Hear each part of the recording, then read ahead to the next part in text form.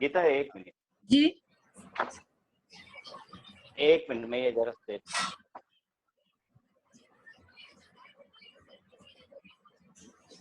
ठीक है अभी। हाँ, तो सर हम आपका स्वागत करते हैं हमारी क्लास में। बहुत बहुत धन्यवाद, मैं आपका आभारी हूँ। मैं सभी से परिचय करवा दूं। आज हमारे क्लास में जो सर है वो सतीश पावड़े जी है, डॉक्टर सतीश पावड़े जी।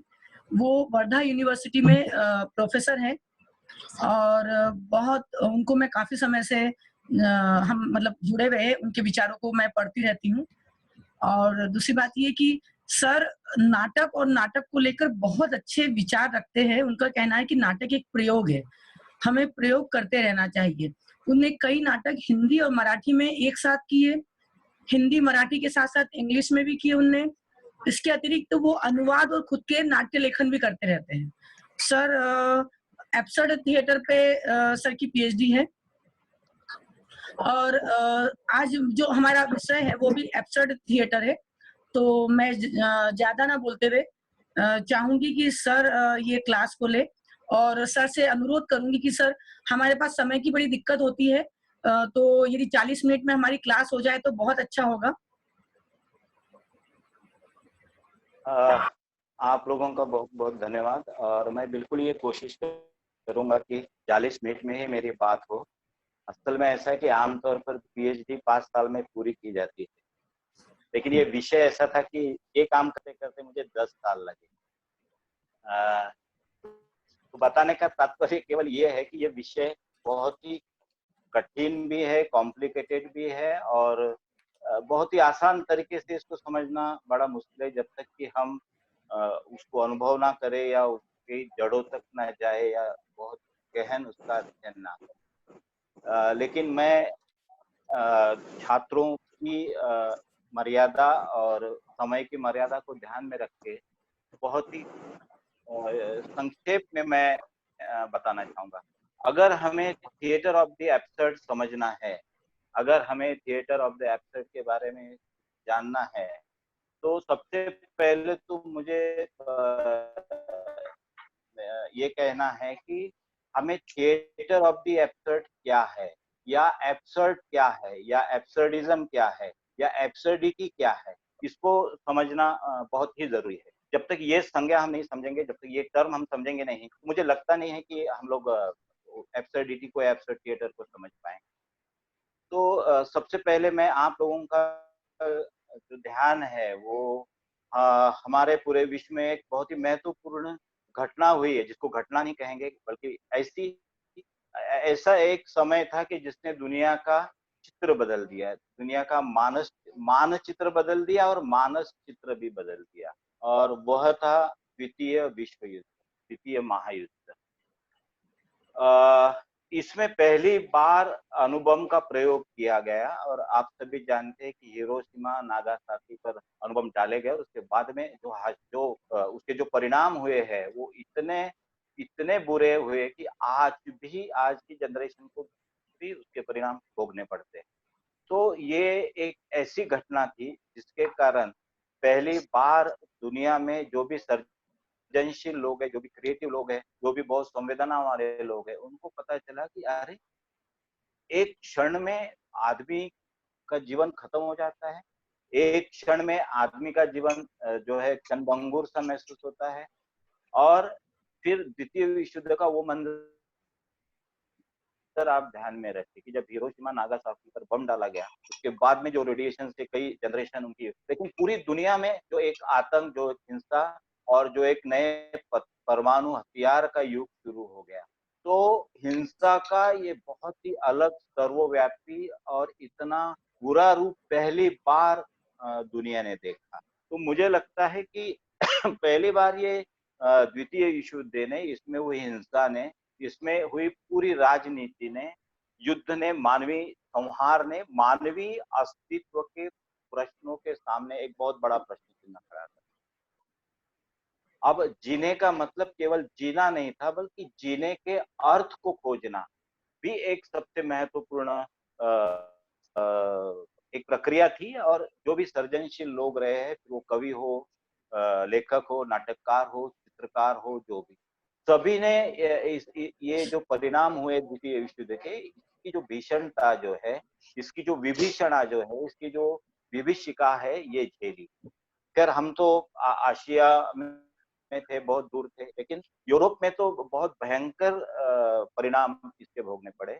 तो जो जो लोग सर्जनशील रहे हैं, जो जो लोग क्रिएटिव लोग रहे हैं, जो बहुत ही संवेदनशील लोग रहे हैं, उन पर इसका जो असर हुआ और मानवीय जीवन के अस्तित्व को लेकर कई गहन गंभीर ऐसे सवाल खड़े हुए, और फिर उसके आधार पर जो हम लोग महसूस कर रहे हैं, ये केवल एक व्याख्या करने की बात नहीं, किसी संज्ञा बताने की बात नहीं, बल्कि हम लोगों ने जो महसूस किया उस समय, जो भी कलाकार रहे हो, चित्रकार रहे, नाटककार रहे, एक्टर, जिन्होंने भी वो जो महसूस किया, तो मैं ऐसा मानता हूं कि थिएटर ऑफ द एब्सर्ड ये इसी मानवीय अस्तित्व के प्रश्नों को लेकर एक सर्जनात्मक प्रतिक्रिया थी।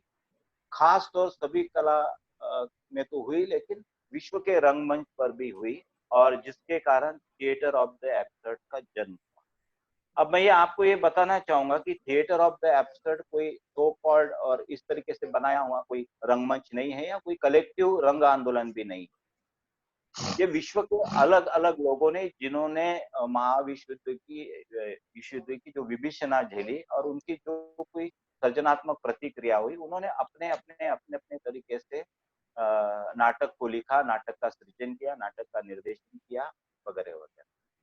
तो इसमें मुझे लगता है कि सबसे पहले अगर थिएटर ऑफ द एब्सर्ड को हमें समझना है, तो एक ध्यान में रखना होगा कि एब्सर्डिटी का यहाँ बहुत नजदीक का संबंध है, या अभिन्न संबंध है।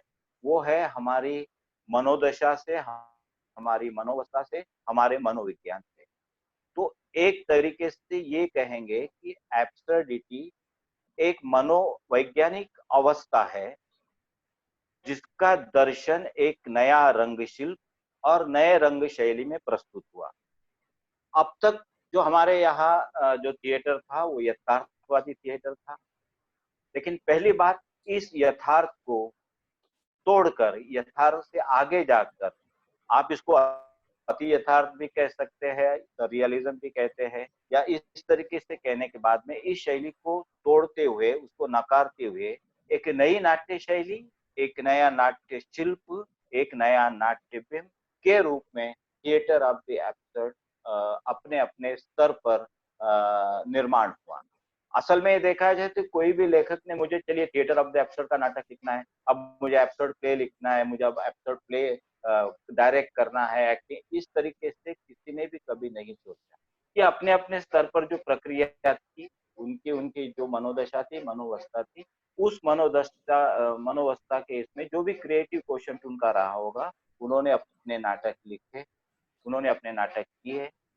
तो इसके पीछे हमको ये ध्यान में रखना है कि द्वितीय विश्व युद्ध के लेकर उसके बाद में जो भी हमारी जीवन शैली बनी, हमारी जीवन की अवस्था बनी, कुल मिलाकर विश्व में जिस तरीके से नई नई चुनौतियां आने लगी, इसको आधार में रखकर मानवीय अस्तित्व के प्रश्न को केंद्र में रखकर फिर एब्सर्ड विचार हो, एब्सर्ड सोच हो, एब्सर्ड मनोवस्था हो, एब्सर्ड भावना हो, एब्सर्ड स्थिति हो, इन सारे के अनुभवों के आधार पर उसे व्यक्त किया गया। अब सबसे पहले हमें यह समझना पड़ेगा कि जब अब हम एब्सर्डिज्म कहते हैं, थिएटर ऑफ द एब्सर्ड कहते हैं, एब्सर्डिटी कहते हैं, तो असल में ये है क्या?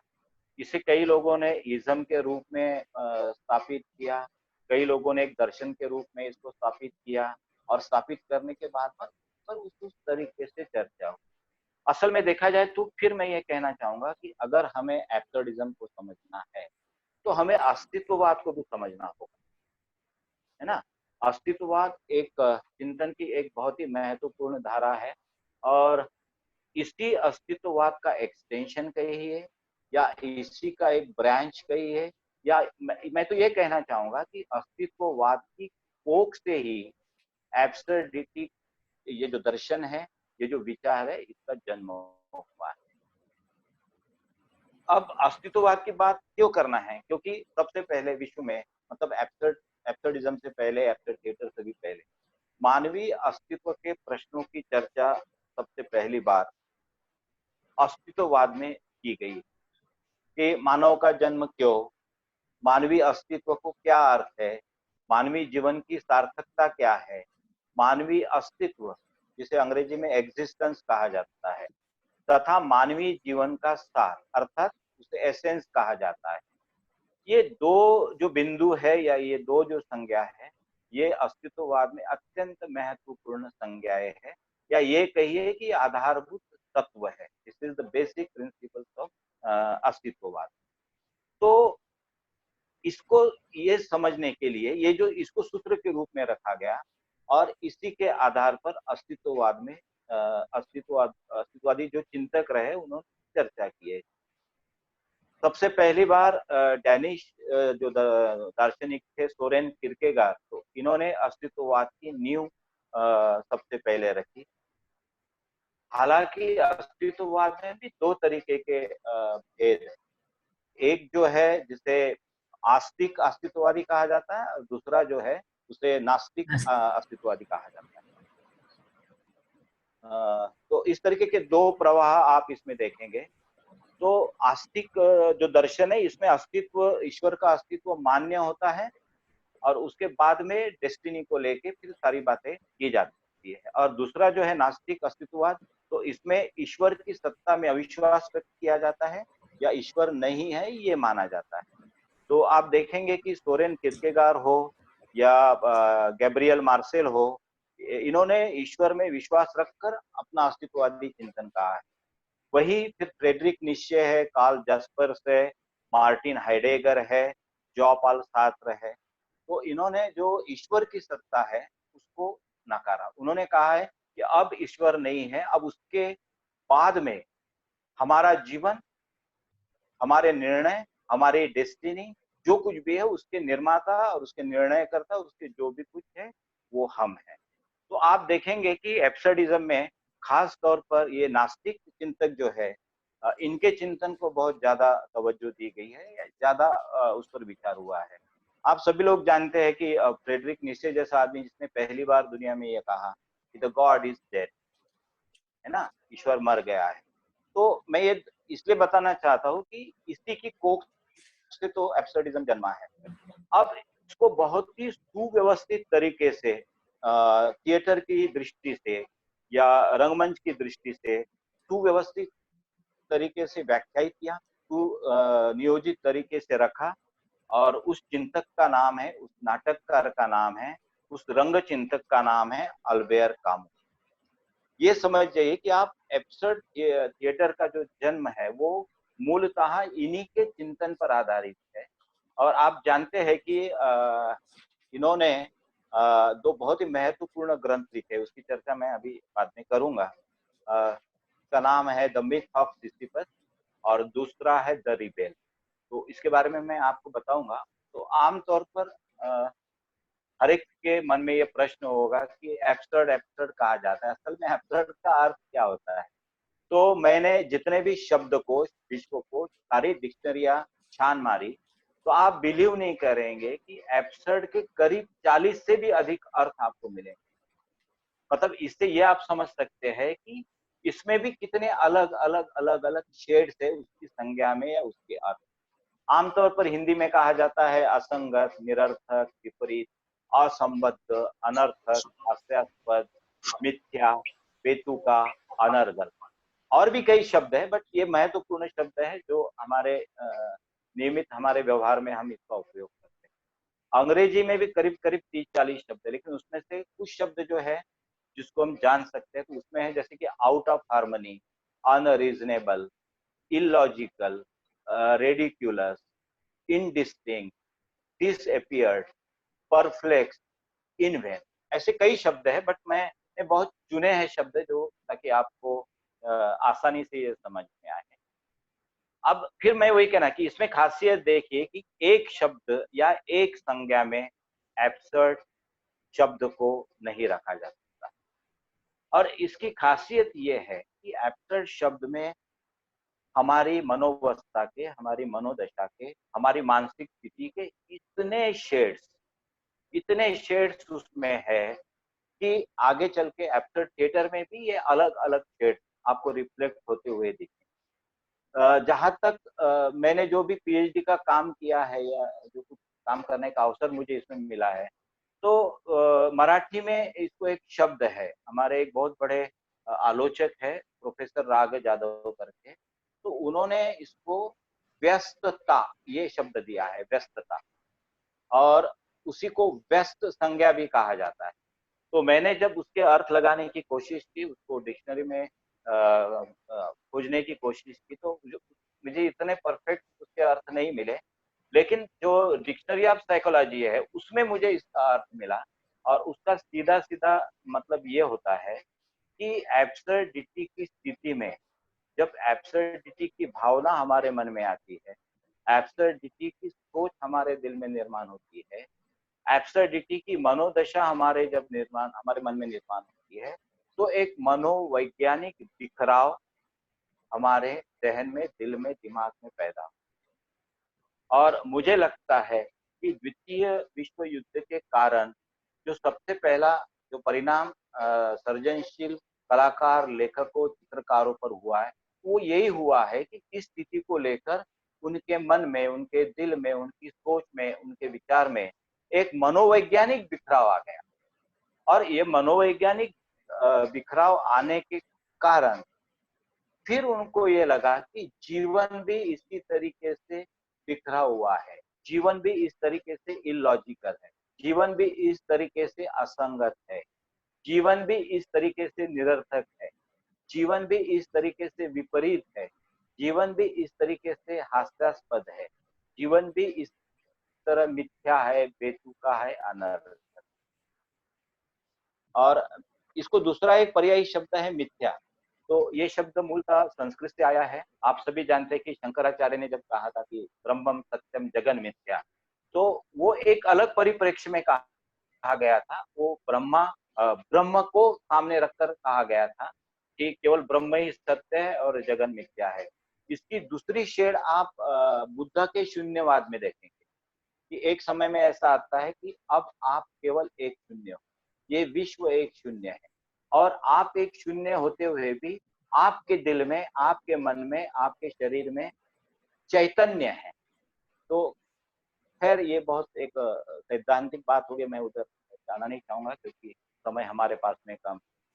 तो ये शब्द जो है मूलतः अल्बेर कामू ने, एब्सर्ड शब्द जो ये लैटिन शब्द है मूलतः, और इसका प्रयोग भी सबसे पहली बार अल्बेर कामू ने किया है। उन्होंने जो मिथ ऑफ सिसिफस और बाद में रिबेल नाम का जो दूसरा ग्रंथ लिखा है उसमें किया है। तो एब्सर्ड शब्द उन्होंने जो प्रयोग किया है, ये शब्द का उपयोग उन्होंने एक दर्शन के स्तर पर किया है। आपने अभी देखे कि कितने अंग्रेजी और हिंदी में कितने अलग अलग अर्थ होते हैं, लेकिन उन्होंने एब्सर्ड, एब्सर्डिटी, एब्सर्डम ये शब्द जो है एक दर्शन के स्तर पर उसका उल्लेख किया, उसका विचार किया और उसका विश्लेषण भी किया। और इसी के आधार पर उन्होंने फिर एब्सर्डिज्म, जिसको हम असंगतवाद भी कहते हैं, तो इसकी एक सैद्धांतिक रचना उन्होंने, है ना, इज्म की रचना की। अभी हम थिएटर की बात नहीं कर रहे। तो इन्होंने जो अपना पहला निबंध लिखा था, उसका नाम था द मिथ ऑफ सिसिफस। तो और उसके बाद में उन्होंने अपना जो दूसरा महत्वपूर्ण ग्रंथ है वो लिखा था रिबेल। अगर ये दो ग्रंथ या दो पुस्तकें अगर हम देख ले, अगर इन दोनों चीजों को समझ जाते हैं, तो मुझे लगता है कि थिएटर ऑफ द एब्सर्ड हो, एब्सर्डिज्म हो, एब्सर्डिटी हो या एब्सर्डिज्म हो, जो भी, उसको हम समझने में बहुत ही आसानी हो जाएगी। ठीक है। तो इसके लिए सबसे पहले हमें द मिथ ऑफ सिसिफस को समझना पड़ा। ठीक है। अब मिथ ऑफ सिसिफस क्या है? तो सिसिफस नाम का एक महान ग्रीक योद्धा है जिसकी एक कहानी ग्रीक मिथक में या ग्रीक माइथोलॉजी में आई है। इसको लेके अल्बेर कामू ने अपना जो सिद्धांत गढ़ा या अपनी जो एक नया परिप्रेक्ष्य रखा सिद्धांत के रूप में, उसमें इस मिथक का बहुत ही सुंदर उपयोग उन्होंने किया। ठीक है। अब या उसको ये कही कि एक तरीके से ये एब्सर्डिज्म का दृष्टांत भी है, और इसको एक क्या कहेंगे कि डायलेक्टिक्स हम जिसको कहेंगे उसको भी आप कह सकते हैं। तो ये सिसिफस है, इसको शाप दिया गया है कि पहाड़ी के नीचे एक बहुत बड़ा सा गोल पत्थर पड़ा है, जिससे सिसिफस को ढकेलते हुए पहाड़ी की चोटी पर लेके जाना है। ठीक है। अब इस चुनौती को या तो स्वीकार भी कर सकता था सिसिफस, या नहीं भी स्वीकार कर सकता था। वो कहता था कि ठीक है, जो सजा मुझे देना है दे दो, मैं ये जो आपने मुझे चुनौती दी है मैं इसको एक्सेप्ट नहीं कर। लेकिन सिसिफस इस चुनौती को स्वीकार करता है, और वो बार बार पत्थर जो है वो जो पहाड़ी के नीचे से पहाड़ी के चोटी तक ले जाने का प्रयास करता है। एक बार कई दूर तक जाता है, फिर पत्थर नीचे लुढ़क के आ जाता है, फिर 2-3 बार करता है, फिर पत्थर लुढ़क के आता है। कई बार कई बार यही प्रक्रिया उसकी शुरू है। ठीक है। लेकिन सिसिफस हारा नहीं है। सिसिफस थका जरूर है, लेकिन सिसिफस ने अभी उसके हौसले पस्त नहीं हुए, क्योंकि उसने भी हार नहीं मानी। उसने कहा है कि ये मेरे लिए चुनौती है और मैं इसको स्वीकार करता हूँ। हर बार फिर वो नए जोश के साथ फिर उसी पत्थर को पहाड़ी की चोटी तक पहुंचाने की कोशिश करता है। और इसका जो एक्ट है सिसिफस का, या सिसिफस का इस तरीके की जो कृति है, इसी को कामू रिबेल कहते हैं। अब ये जो दृष्टांत उन्होंने दिया है, इसको इसको इस तरीके से समझे। मैं इस तरीके समझता हूँ कि आज भी सिसिफस जिंदा है, और आज भी वो यही कोशिश कर रहा है कि पहाड़ी से नीचे जो रखा हुआ गोल मटोल एक बड़ा सा पत्थर है, उसको पहाड़ी के चोटी तक ले जाने की कोशिश करता है। क्या ये सिसिफस हम नहीं है? क्या ये सिसिफस हम नहीं हो सकते? क्या ये सिसिफस हमारे आसपास नहीं है? हम भी तो जीवन को ऐसे ही जीते हैं, हम भी तो जिंदगी का सामना ऐसे ही करते हैं। हाँ, उनकी बात छोड़ दीजिए कि जो जीवन के ऐसे दुष्ट चक्र से ये करके सुसाइड कर लेते हैं या दुनिया से भाग जाते हैं। लेकिन हर आदमी अपनी जीविका के साथ, अपनी जद्दोजहद के साथ अपनी जिंदगी को बखूबी जीना चाहता है, अपने जिंदगी को बखूबी अर्थ देना चाहता है, अपने जिंदगी को बखूबी सार्थक बनाना। तो मैं इसको आज के परिवेश में भी जोड़ सकता हूँ। अभी कल परसों मतलब अब पिछले 1.5 महीने से हम लोग अभी लॉकडाउन में हैं। हमारी मनस्थिति क्या है, मनोदशा क्या है, आप बहुत बेहतरी से ये समझ सकते हैं। अभी 1 महीना पहले ही मैं एक बहुत ही रेडिकुलस जिसको हम कहेंगे या ब्लैक ह्यूमर कहेंगे, इटली में गए 1-1.5 माह से लाखों ताबूत बनाए जा रहे हैं।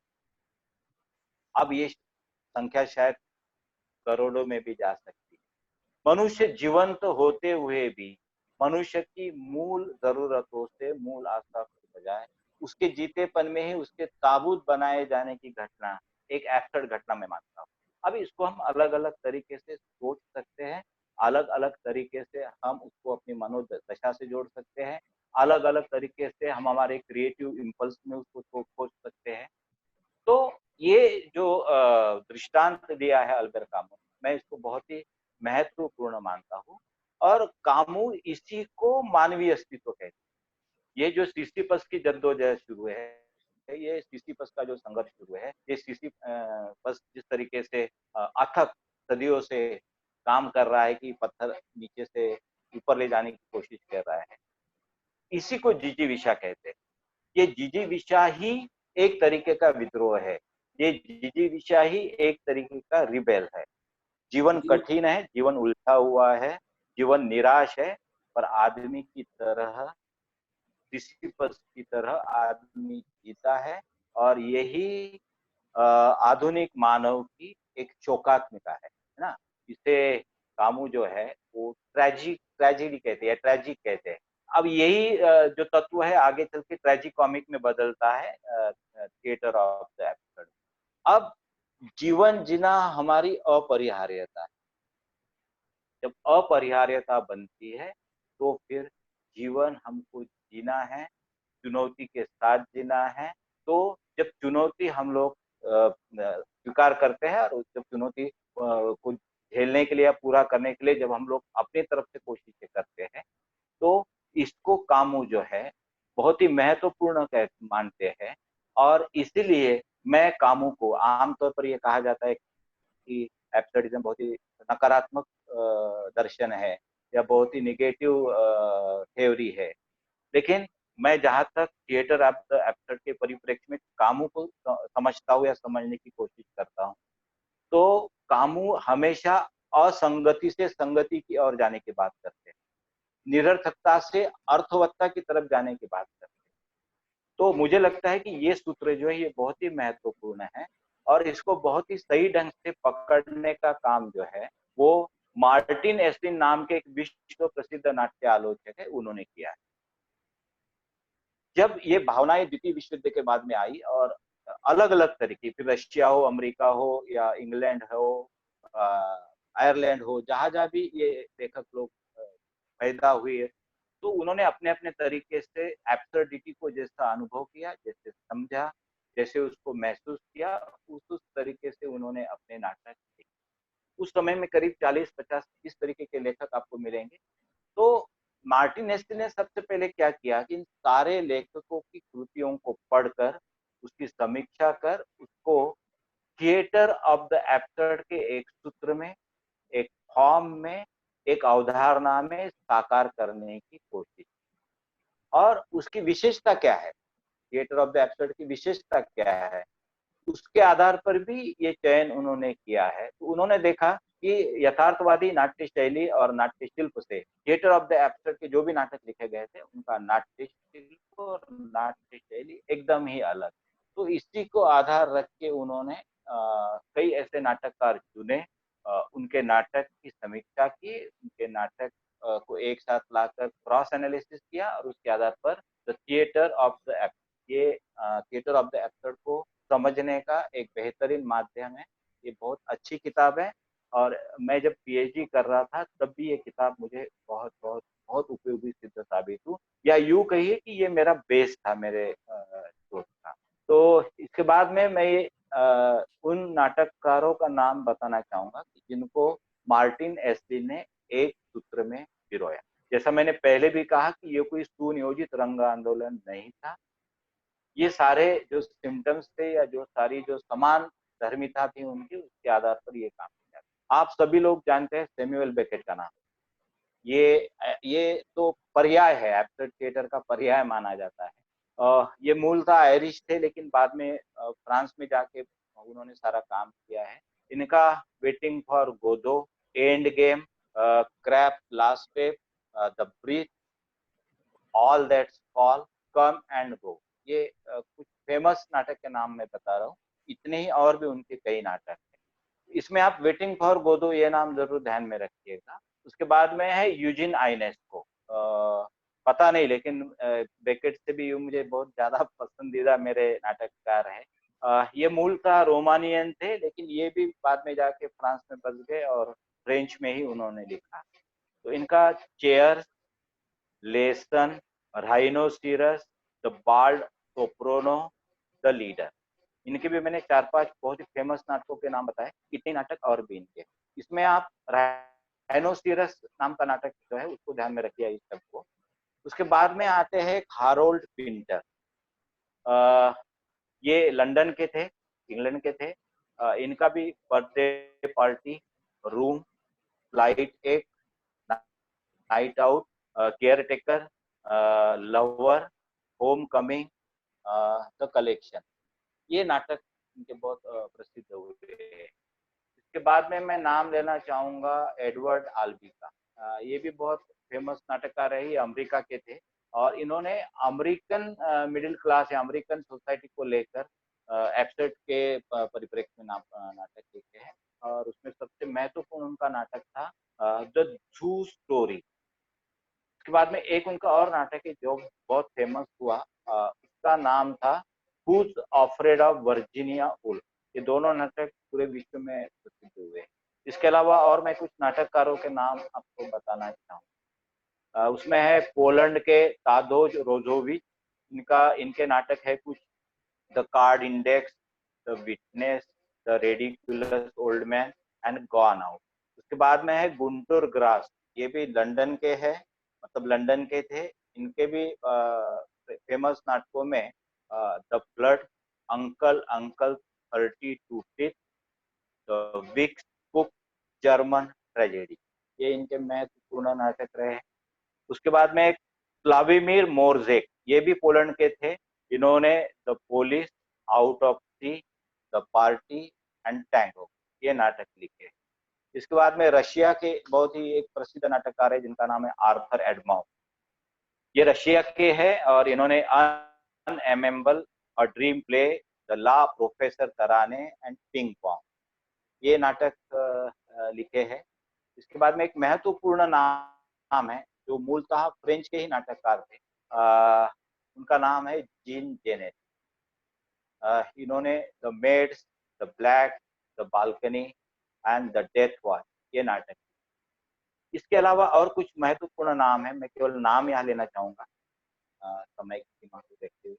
उसमें वास्लाव हावेल, ये नाम अगर मालूम होगा तो आपको, कुछ साल पहले ये चेकोस्लोवाकिया के अध्यक्ष भी रहे हैं, वास्लाव हावेल, और बहुत फेमस नाटककार थे। उसके बाद में आर्थर कोपिक और सैमसन, ये महत्वपूर्ण नाटककार माने जाते हैं। जब भी आप एब्सर्ड थिएटर की बात करेंगे तो ये कम से कम इतने नाटककारों का उल्लेख हमें बहुत ही महत्वपूर्ण तरीके से करना पड़ेगा। अब सवाल ये है कि इन सारे लोगों ने जो नाटक लिखे तो इसमें समानताएं क्या है, जिसके आधार पर मार्टिन एस्लिन ने इसको एक जगह लाने की कोशिश। तो आम तौर पर आप देखेंगे कि आम नाटकों में या पारंपरिक नाटकों में या यथार्थवादी नाटकों में जैसे एक कहानी होती है या एक कोई कथा होती है, कोई कथ्य होता है। तो इन नाटकों में ऐसा किसी भी प्रकार की कोई एक कहानी आपको नहीं मिलती है ना। और जैसे परंपरागत नाटकों में एक शुरुआत होती है, एक मध्य होता है, एक अंत होता है, इस तरीके से भी इसमें कोई रचना नहीं है। वो कहीं से भी शुरू होता है, कहीं से भी खत्म होता है, या जहां से शुरू होता है वही खत्म हो जाता है। तो इस तरीके का जो हम तीन स्टेजेस कहते हैं किसी भी नाटक, प्रारंभ, मध्य और अंत, ये इसमें आपको नहीं मिलेगा। इसमें जो भी कैरेक्टर्स है ये एज ए कैरेक्टर्स आपको नहीं मिलेंगे, है ना। ठीक है, वो एक पात्र होता है, वो चरित्र होता है, इतना ठीक है, बट ऐसा कोई विशेष चरित्र हम जिसको कहा जाए, या जिसको हम प्रोटोगोनिस्ट कह सके, या जिसको हम टेट्रागोनिस्ट कह सके, या टेट्रागोनिस्ट कह सके, जैसे ग्रीक थिएटर की भाषा में, इस तरीके के ऐसे कोई विशेष नायक इसमें आपको नहीं, इसमें विशेष इस तरीके के चरित्र जो है आपको वो नहीं दिखे। दूसरी बात भाषा को लेकर है, तो भाषा में भी बहुत बेतुकापन दिखेगा आपको, अनर्गल भाषा दिखेगी, कई बार अतार्किकता से परे भाषा होगी। देखिए आमतौर पर फिजिकल हरकत की भाषा, शारीरिक हरकतों की भाषा आपको इसमें ज्यादा दिखेगी। जो भी भाषा का प्रयोग किया गया इसमें बहुत ही व्याकरण के खास नियम वगैरह ऐसे आपको बहुत प्रॉपर नहीं दिखेंगे। संवादों में बहुत असंगति मिलेगी। अब कई बार तो इतनी पुनरुक्ति होती है, इतनी पुनरुक्ति होती है कि कुछ समय के बाद में वो बोर सा हमको लगने लगता है। लेकिन ये पुनरुक्ति भी एक टोन क्रिएट करने के लिए, एक रिदम क्रिएट करने के लिए भी की जाती है, ऐसा कहा जाता है। इसके बाद में आमतौर पर हम देखते हैं कि नाटक में बाह्यगत नाट्य संघर्ष और अंतर्गत नाट्य संघर्ष, दो तरीके के नाट्य संघर्ष होते हैं, वो हम इंटरनल कॉन्फ्लिक्ट और एक्सटर्नल कॉन्फ्लिक्ट। तो ये भी इमीडिएट आपको इस तरीके से नहीं दिखेगा, ये भी नाट्यगत संघर्ष जो आपको इमीडिएट ऊपरी तौर पर एक बार में ऐसा नहीं दिखाई देगा। दूसरी बात ये है कि जैसे मैंने पहले भी बताया कि पूरा दर्शन, ये पूरा नाटक, ये पूरा जो भी थिएटर का हमारा जो एक्सप्रेशन, ये अनुभव, अनुभूति, मनोवस्था, मनोदशा और जो भी हमारी मनोवैज्ञानिक रिएक्शन रही है, इस पर वो आधारित है। और इसलिए जैसा कहा था कि मतलब ये लोग भी कहते हैं कि अगर मेरे मन में मानसिक बिखराव है तो फिर मैं एक तर्क संगत बात कैसे कर सकता हूँ। अगर मेरी सोच में बिखराव है, अगर अगर मेरे दिलो दिमाग में, जहन में एब्सर्डिटी है, तो मैं जो भी कुछ कहूंगा वो तर्कसंगत कैसे होगा, वो लॉजिकल कैसे होगा, या वो बहुत ही सुसंगत कैसे होगा, क्योंकि मेरी मनोदशा वैसे नहीं, मेरी मनोवस्था वैसे। और फिर अब इसको सृजनात्मक तरीके से हम सोचे, क्रिएटिव इम्पल्स के आधार पर सोचे, क्रिएटिव प्रोसेस के आधार पर देखें, तो इनका कहना है कि जो हम सोच रहे हैं वही हमारा नाटक है, वही हमारे संवाद है, वही हम